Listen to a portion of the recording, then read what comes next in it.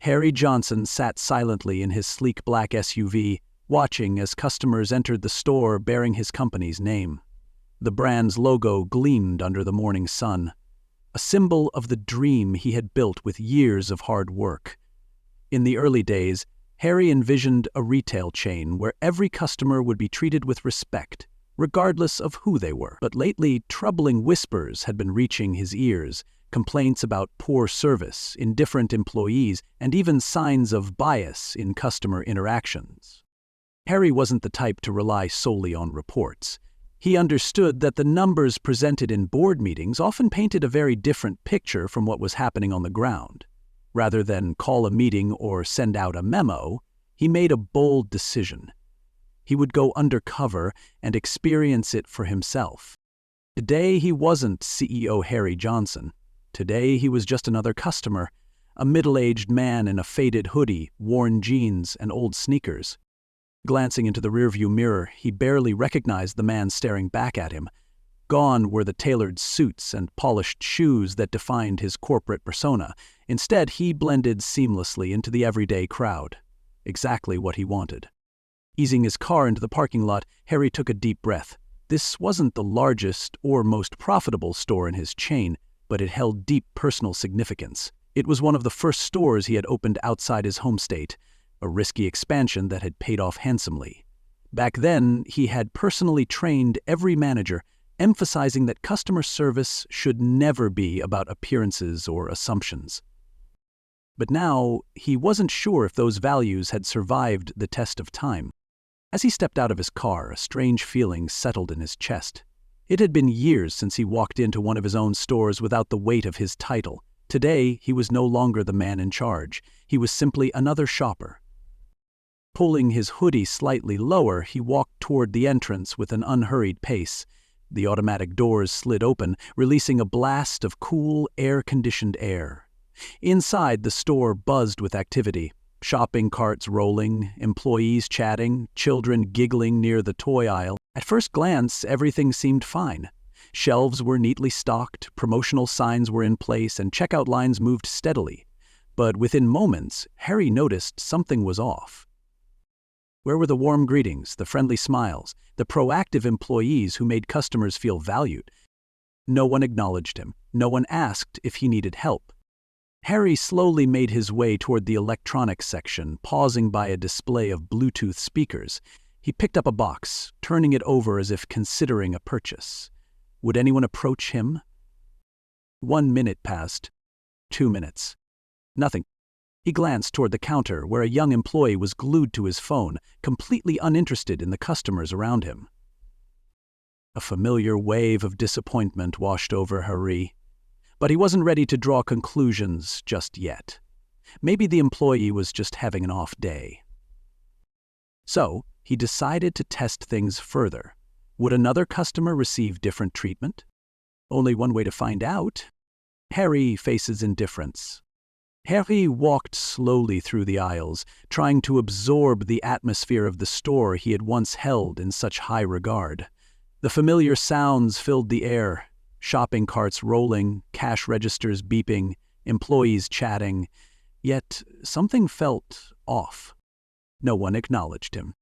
Not a single employee approached him to offer assistance. Not a single glance in his direction. Harry stopped in front of the electronics section, where the latest headphones and Bluetooth speakers were displayed neatly. Behind the counter, a young employee in uniform stood idly, completely absorbed in his phone. Harry picked up a box of Bluetooth speakers, turning it over in his hands, making a slight rustling sound, a subtle attempt to get the employee's attention, but there was no reaction. He set the box down a little more firmly on the counter and cleared his throat. Finally, the employee looked up, his face blank and uninterested. "Can I help you?" the employee asked, his tone flat and devoid of enthusiasm. Harry remained calm, keeping his voice neutral. "I'm looking for a speaker that works well outdoors. Can you tell me more about this one?" The employee sighed loudly, as if Harry's request was a major inconvenience. Without even checking, he grabbed the box, glanced at the back for a second, then tossed it back onto the counter. "Says it's waterproof, so yeah, probably fine for outdoors." No explanation, No effort to engage. The employee was already looking back at his phone. Harry clenched his jaw slightly. He hadn't expected special treatment, but he did expect basic professionalism from his employees. Deciding to push further, he asked, "Could you check if it's compatible with all devices?" This time, the employee rolled his eyes, clearly annoyed. "All the details are on the box, you can read it yourself."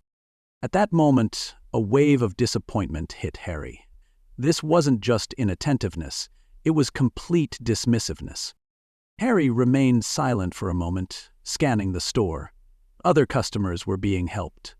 An older woman near the home goods section was being assisted by an employee who was cheerful and engaged. Near the entrance, a white couple was receiving personalized attention from the same young man who had helped the woman earlier. But Harry, he was treated like he didn't matter. Taking a slow breath, he tried one last time. "You seem busy. Is there someone else who can help me?" The employee smirked, his lips curling with mild amusement. "Nah, I don't think anyone's free. Just figure it out, all right?" The words stung more than Harry expected.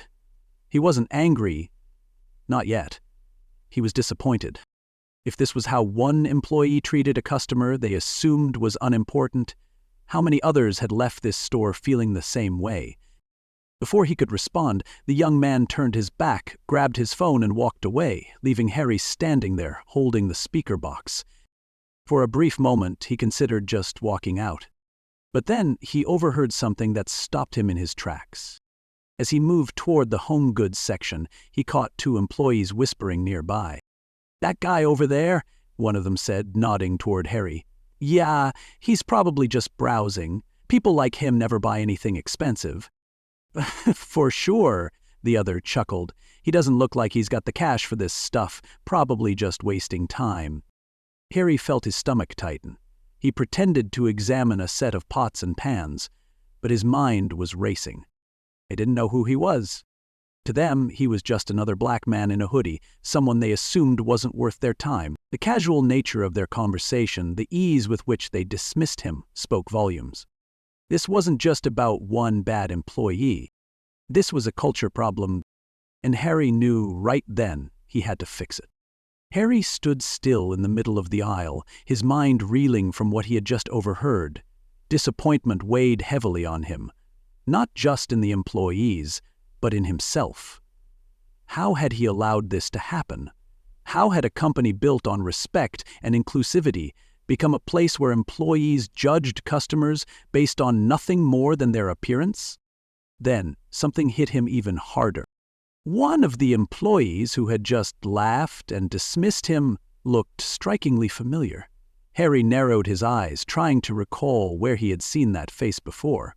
And then, like a flood of memories rushing back, he remembered.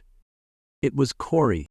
Harry remembered it vividly. 10 years ago, Corey was a young man struggling to find stable employment to support his family. Back then, Corey had walked into one of Harry's earliest stores, desperate for a chance. At the time, Corey had no experience, no refined customer service skills, but Harry had seen something in him, a drive, a hunger to learn. Instead of turning him away, Harry gave him a chance. Harry personally trained Corey, teaching him the fundamentals of good customer service. Serving customers isn't just a job, it's about how we treat people. Corey had been eager, hardworking, and quick to learn. Over time, he became one of the store's best employees. But now Corey wasn't that young man anymore. Now he was the one laughing at a customer, making assumptions based on nothing but looks. Now he was the one dismissing people the way others had once dismissed him. And the most painful part? He didn't even recognize the man who had once helped him build his career. Harry felt something inside him tighten with disappointment. He took a deep breath, his hands clenched at his sides. Had he failed? Had he allowed himself to become so distant from his company that he no longer recognized what it had become? Corey's actions weren't just about one employee with a bad attitude. This was a cultural problem within the company, one that had somehow gone unchecked.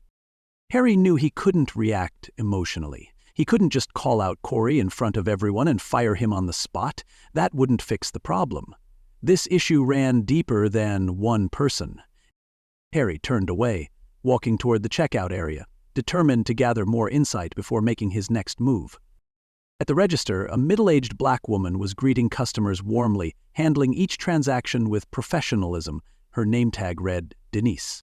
As Harry watched, he saw her go out of her way to help an elderly man, carefully bagging his items and making sure he had everything he needed. Her smile was genuine, her kindness effortless.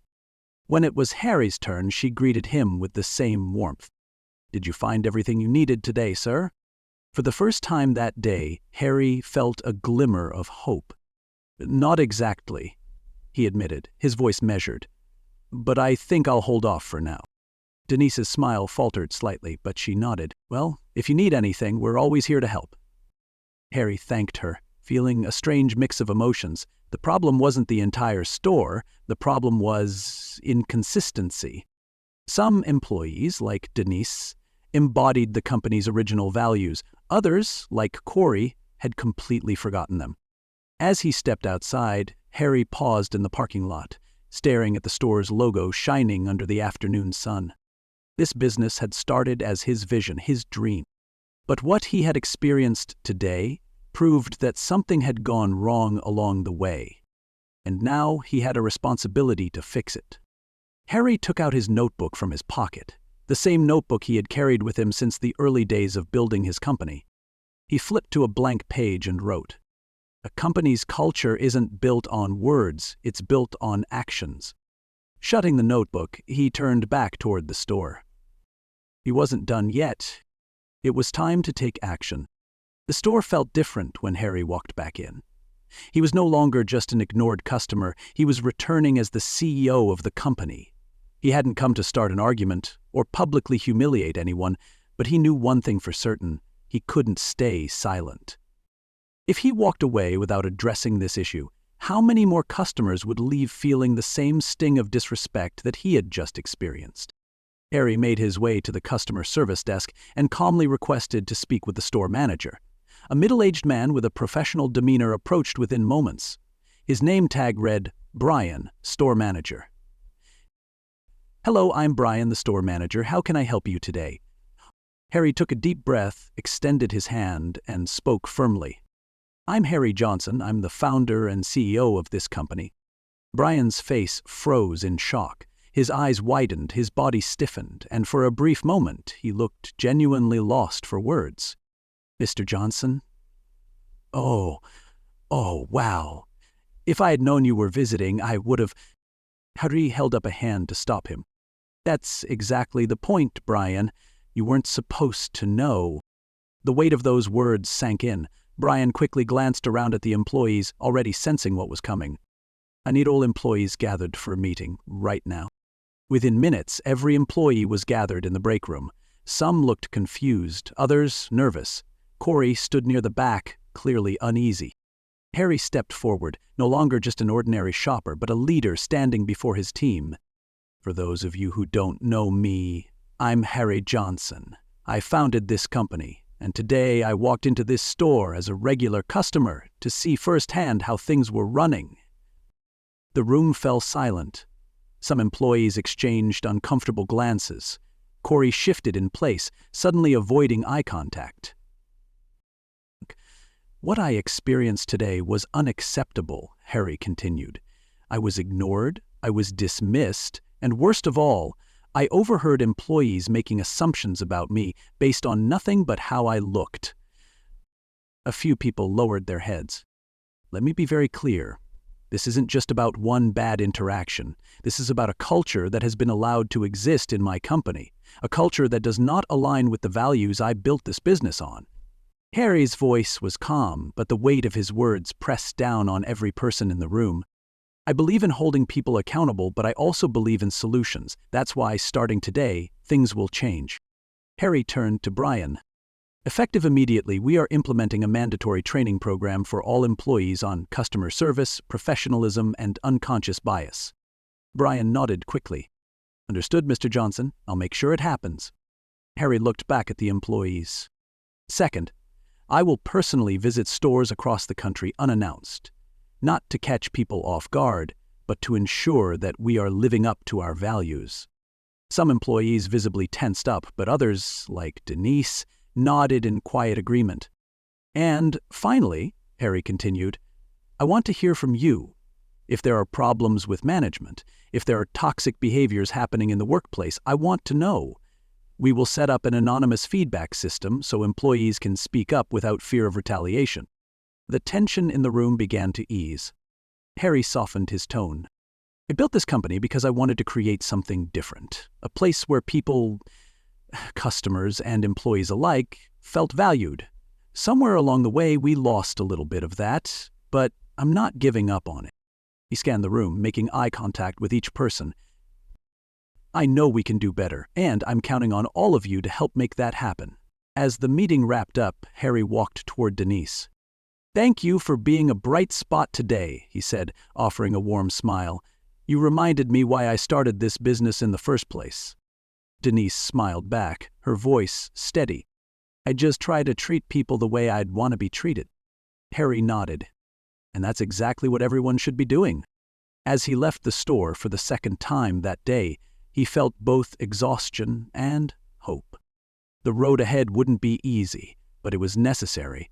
Today had been a wake-up call, and now it was up to him to act on it. But as he drove away, one thought stayed in his mind. Sometimes, facing hard truths is the only way to move forward, and every step toward change starts with someone willing to take the first one. The meeting ended in a heavy silence. No one spoke as they filed out of the break room, but it wasn't the silence of fear. It was the silence of realization. Employees who had once laughed carelessly, those who had ignored customers, now understood the impact of their actions. Harry stepped out of the room, and the atmosphere in the store already felt different. No one had said a word about change yet, but he could see it. A shift, subtle but present. Some employees adjusted their uniforms, others became more aware of their surroundings, and a few even started assisting customers without hesitation. At the checkout counter, Denise, the one employee who had upheld the company's values all along, was still doing her job with the same care and attentiveness. Before leaving, Harry walked over to the register where Denise was finishing up with an elderly customer. When she saw him, she greeted him with a small, knowing smile. "Mr. Johnson, I hope you were able to find what you were looking for today." Harry nodded, returning the smile. "I didn't get the experience I hoped for, but I saw something that gives me hope, you." Denise chuckled softly, but her eyes reflected pride. "I just try to do the right thing." "And that's exactly what more people need to learn to do," Harry replied. As Harry turned to leave, a voice called out hesitantly behind him. "Mr. Johnson." He turned to see Corey standing there, his expression a mixture of shame and regret. I just wanted to say I'm sorry," Corey said, his voice quiet but sincere. "I didn't recognize you, but honestly, that's no excuse for how I acted." Harry studied Corey for a long moment. He could still see the young, ambitious employee from 10 years ago buried somewhere inside him. Corey wasn't a bad person. He had simply let the work culture around him shape his behavior, forgetting the lessons he had once learned. "You forgot everything I taught you, didn't you?" Corey nodded, looking down. "But I want to change." Harry sighed deeply. This was exactly why he hadn't fired anyone on the spot. He didn't want to punish. He wanted to restore the company's values. "Angel, I believe you can change, Corey, but not just with words. You need to show it." Corey nodded again, this time with a newfound determination in his eyes.